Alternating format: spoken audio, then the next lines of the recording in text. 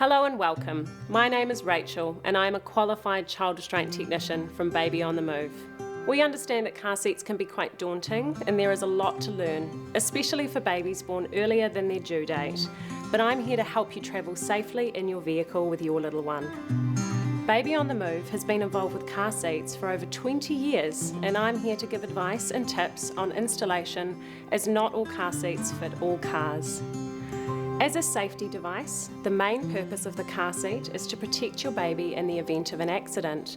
So by installing it correctly, you are ensuring the car seat will protect your baby. I'm going to outline lots of handy tips, but for specific details, always follow the instruction manual for your car seat and your vehicle. By New Zealand law, it is the driver's responsibility to ensure a child is safely restrained in an approved car seat up until the age of 7. Although New Zealand Starship Hospital recommends the use of a child restraint until your child's standing height reaches 148 centimetres. All babies start off rear-facing in a vehicle. This is when the baby and their car seat faces towards the back of the vehicle. It is recommended to stay rear-facing until they are at least 2 years of age, or for as long as possible. At Baby on the Move, we are big advocates for having a child rear-facing for as long as possible. A capsule, or rear-facing child restraint, commonly referred to as a car seat, is designed to absorb most of the crash forces. When children ride forward-facing, their heads, which for young toddlers are disproportionately large and heavy compared to their body, are thrown forward in a crash, possibly resulting in spine and head injuries. Babies are up to 5 times better protected from serious head, neck or spine injuries in a crash if they are rear-facing compared with forward-facing. Many parents worry about babies' legs and feet coming over the front of the capsule or car seat, but this is not a concern and not an indication that baby has outgrown the car seat. A child has outgrown their restraint when their head is within 2 to 3 centimetres of the top of the restraint, or when they are over the maximum recommended weight of the car seat. You must have your newborn in an approved child restraint before leaving the hospital. A preterm baby leaving the NICU or SCBU may need to be monitored in their car seat for up to 60 minutes prior to being discharged. They will be looking to see that your child's head is not flopping forward and obstructing their airways, and monitoring their oxygen saturation levels. In particular, for premature babies, it is recommended an adult sit beside the baby in the back seat, especially for that first couple of rides. You will be looking to see that their head is not flopping forward and obstructing their airways. There are 2 types of vehicle seatbelt retractors: automatic locking retractor, commonly referred to as ALR, or an emergency locking retractor, ELR. An ELR will require the use of a locking clip. Vehicle seatbelts will vary in each vehicle and may require the use of a locking clip. This is a metal or plastic clip that is installed near the vehicle's seatbelt buckle to lock the LATCH belt together and create a static length.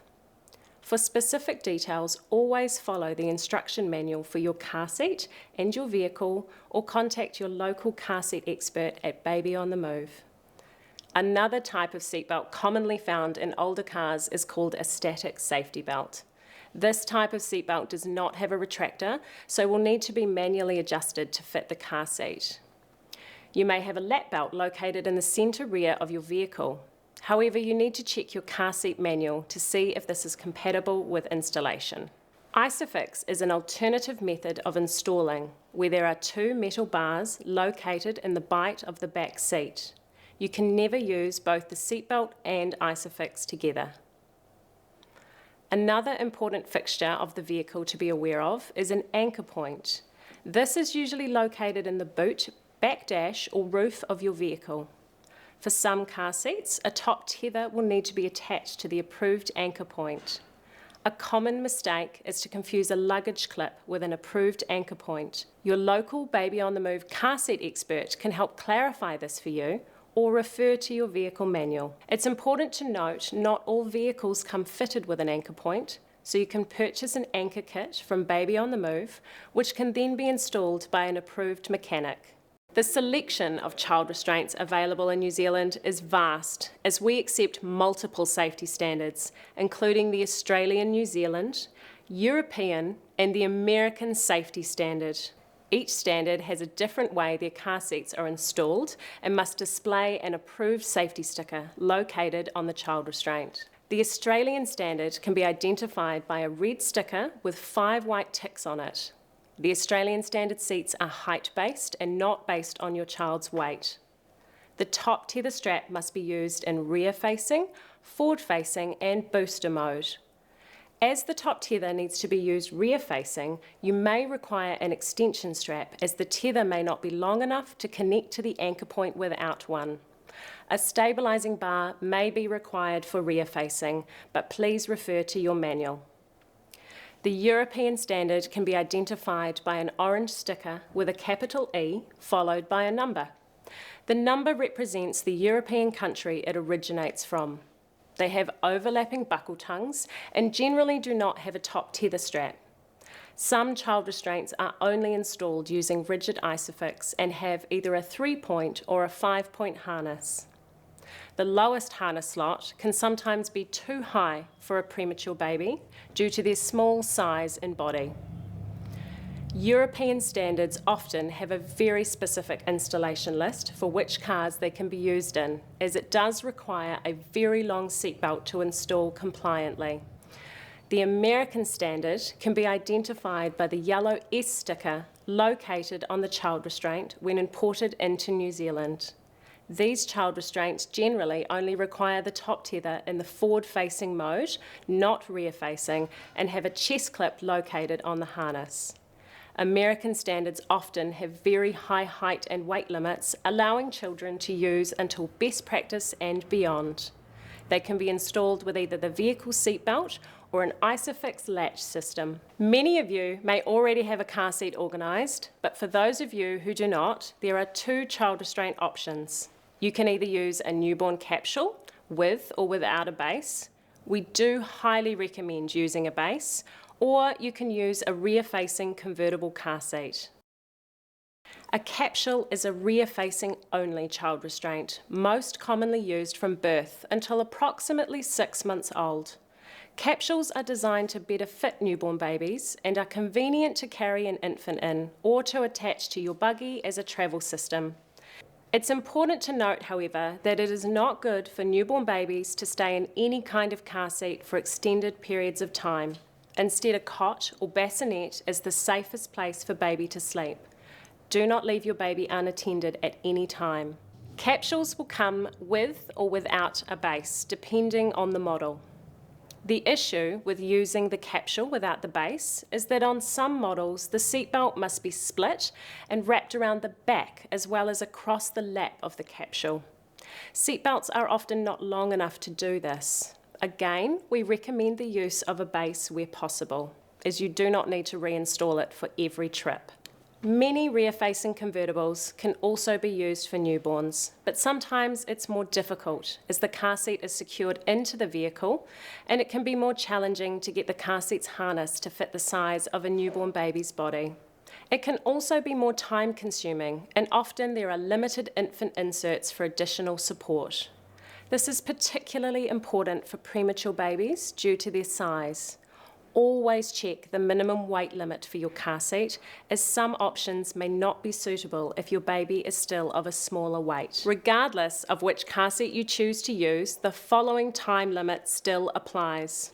For newborn babies that do not have good head control, this should be limited to 30 minutes for the first 4 weeks. For older babies with good head control and toddlers, it is generally accepted that you can drive up to 2 hours at a time and have a 10-minute break to stretch, feed, or have a nappy change if required. Once you have reached your destination, take baby out of the car seat. Once your child moves from a capsule, the next stage car seat will remain installed in the vehicle and is often called a convertible car seat, meaning it can convert from a rear-facing direction to forward-facing. When I refer to forward-facing, it means that both the child and the car seat are facing the front of the vehicle. Each convertible car seat caters for a number of stages from newborn all the way until they grow out of a car seat. A common question we get is, where is the safest place to install my car seat? Where possible, we recommend installing your car seat in the back seat of the vehicle and never in front of working airbags. The safest place to install a car seat is in the middle back seat, but it is often not practical to do so. The next safest position, and also the most common place to install a car seat, is behind the passenger seat. There is often more room available than behind the driver, and it also allows you to take babies safely in and out of the vehicle while standing on the footpath when parallel parked. The team at Baby on the Move will be happy to guide you through the best location for your car seat to be installed based on your preferences and needs. Whichever type of car seat you decide to use, here are two important factors in keeping your newborn baby safe in the car. The first is installation, how well the car seat is secured into the car. The second is positioning, how well the baby is positioned and supported in the car seat itself.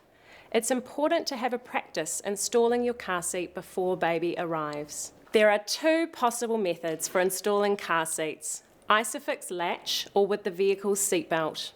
An ISOFIX compatible car seat will have latches which will directly attach to the ISOFIX bars in your vehicle. Sometimes the ISOFIX bars are easy to find. They might be clearly labelled and easy to see. Sometimes they can't be seen and you'll need to push your fingers into the vehicle seat bight to find them. It's important to note that ISOFIX and latch has a weight limit. Please refer to your car seat manual and vehicle manual or contact your local Baby on the Move car seat experts. Please be aware, for some European standard car seats with rigid ISOFIX, they can be too upright for premature babies when installed rear-facing. Seatbelt installations require threading the seatbelt through the correct belt path, which is usually indicated by stickers on the car seat, putting some weight into the car seat to pull the belt tight, and then either applying a locking clip to the seatbelt or activating the automatic locking retractor to hold the seatbelt tight. Regardless of whether you're using ISOFIX or the seatbelt method to install your car seat, it's important to check the angle your baby will be sitting on when in the car seat and the tightness of the installation. For a newborn baby, we are aiming for approximately 45 degrees to the ground. If you imagine your baby is sitting in the car seat, we want their back to be at about a 45-degree angle. This is to ensure that baby's head does not drop forward to the chest. Remember that a newborn baby does not have head control. They cannot lift their own head, so if their head flops forward with the chin near the chest, this could compromise the airway and cause breathing issues. If your car seat is not sitting at 45 degrees, it may be necessary to adjust the angle of the seat using a built-in adjuster or a rolled-up towel. Check your instruction manual to see what is allowable for your particular model of car seat. Once the angle is correct and the car seat is installed, we need to check the movement of the installation. Put one hand on the car seat or base near where the ISOFIX connectors or seatbelt is located and try to move the car seat side to side or up and down. We are aiming for less than 2.5 centimetres of movement in any direction at the point where the restraint is attached into the car. You can imagine that if you have to brake suddenly, there will be a lot more movement than what we can make with our hand. We want to minimise any movement of the car seat if we are in an accident. Check the harness height. For most rear-facing car seats, the harness should sit level with or slightly below your baby's shoulder. However, for Australian standard seats, it's in line with or slightly above. Check the manual for your car seat. Adjust the harness height to the lowest slot. Because premature babies are generally smaller, it may be necessary to switch to a capsule with a lower harnessing limit that will cater to a smaller body.